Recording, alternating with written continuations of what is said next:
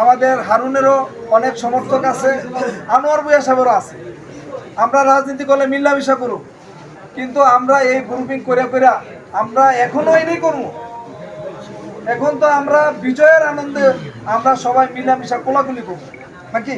জি, তো আপনাদের সবাইকে বলবো যে আমাদের যে এই আসনে গতবার নমিনেশন পাইছেন, আমার মনে হয় ওনার আরও বেশি বিচক্ষণ হওয়া দরকার। উনি সবাইকে সমন্বয় করে রাজনীতিটা করুন।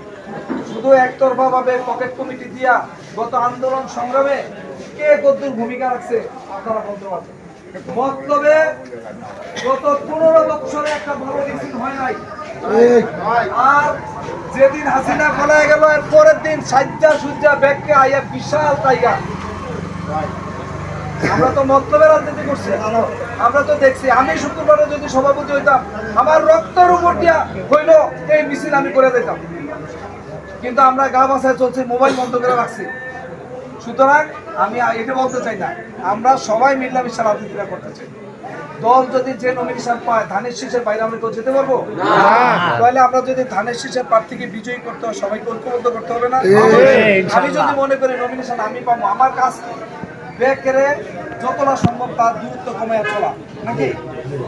আর আমি যদি মনে করি যে আমি নমিনেশন পাইলে সব ওই যে সুন্দর ফুটফুটে নাম আমি কইতাম না, একটা গান বানাইছে না কি সুন্দর করে ফুটফুটে সুন্দর। আমার ওনারা মনে করে যে ধানের শীষের নমিনেশন পাইয়া আয় করবো, ফুটফুটে সুন্দর সব আমার লোকে থাকবে।